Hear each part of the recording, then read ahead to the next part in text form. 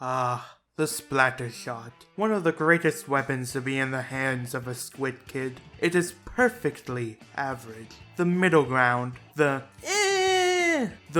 always good, but kind of boring.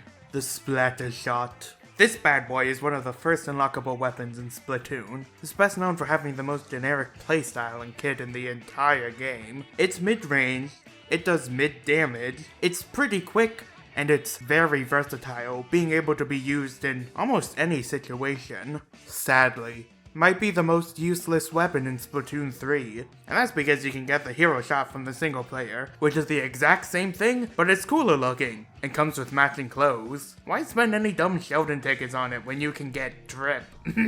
Drip. Why spend any dumb Sheldon tickets when you got drip? Drip. Drip. So what do you really get with the Splattershot? Well, it's probably one of the most reliable weapons in the game. It has a long enough range and high enough damage to match the vast majority of weapons you're going to be going up against. Its range is middle of the road, almost perfectly so. It sort of marks the difference between short range and mid to long range. It means it can outrange a lot of the short range shooters and short-range weapons in general that you're going to be fighting against. It doesn't do well against many of the more mid to long-range shooters, and of course, anything that's an anchor weapon completely outdoes it. Kills very fast for its range and has a very reliable shot spread. This mid-range, mid-damage allows it to be both quite aggressive, but also more supportive, since, of course, it can paint the ground, which means it can play surprisingly well as a supportive painter. But it can also be a great slayer, with that good range and good damage. Or maybe you want to be a bit of a flanker, it can do that as well. It's quite quick, it's quite fast. It can kind of do every sort of role. Well, everything except being a backline anchor. Oh, yeah, well, that's a special case, but we'll talk about that later. So let's talk about that kit. It is a very average kit. I know, a shock. For the Splattershot, having an average kit? Well, it has the suction bomb. This bomb takes 2 seconds to explode and sticks to most any surface. It's really useful to influence the movement of enemies. A suction bomb takes enough time to explode that more or less everyone will try and avoid it. This allows you to take advantageous positions for relatively free. Just watch your ink tank.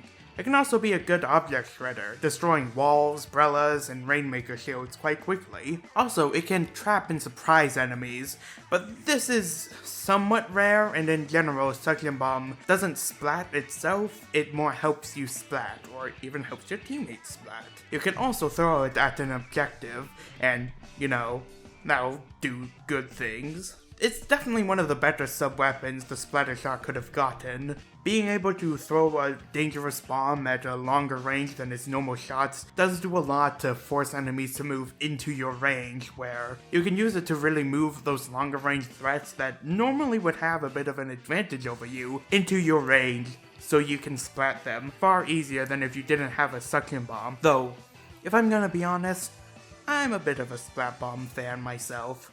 But hey, what can you do? Then, there's the Trizooka. Very useful, if you can use it.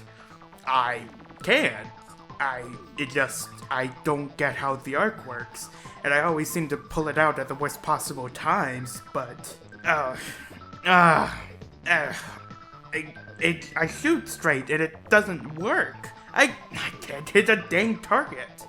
Oh well. I can still say that the Trizooka is a potentially very scary weapon. Its insane range allows the Splattershot to take on those dang backliners that would otherwise be a bit of a problem, or just destroys an objective or any faraway enemy. They don't need to be long range to get splatted. Of course, it's weak to being rushed at, and you kind of need to be supported by your team, either with strong coordination or other specials. But if you got good aims and you got good brain, then it can be a really strong special.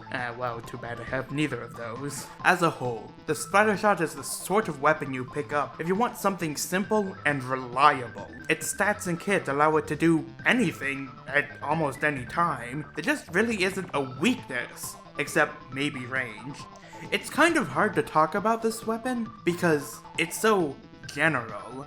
Like, if I was to explain how to use the weapon, I'd basically just explain how you use shooters. Just throw bomb at objective. Use special with your team to do many kills. Shoot the ground. Make sure you're moving and not standing still. Like, how am I supposed to explain the Splattershot any better than that? The Splattershot also happens to be one of the simplest weapons in the game. You just pick it up, and let's be real, I think we already know what this weapon is like. It shoots. Yeah, it's an automatic shooter. It's the most basic baseline thing you'll find in any video game. You shoot it shoots pretty straight, and you get kills. Like, this isn't another weapon where there's a bunch of, like, super hidden stats or, like, really interesting ways to use it. You just shoot and then you win. So, it's hard to do much explaining outside of that. Though, if you want the most out of it, I say it's a weapon you should play flexibly. Don't just paint in a corner or always try to flank. Do different things at different times depending on the comp of your team and your enemies. With so much potential, putting a cap on it just to play one way is a bit foolhardy. Especially when there are plenty of other weapons that might do that one job better. Want a flanker? But the Splattershot can both flank, and then it can be a frontline, and then it can be a supportive weapon. It's really what you make of it, and that's probably one of the reasons why it's so generally liked. The Splattershot doesn't really have a weakness, but it has only one strength: versatility. Use it. You can always put your trust in the Splattershot. Anyways, I'm Dr. Fish, and I am not legally a doctor.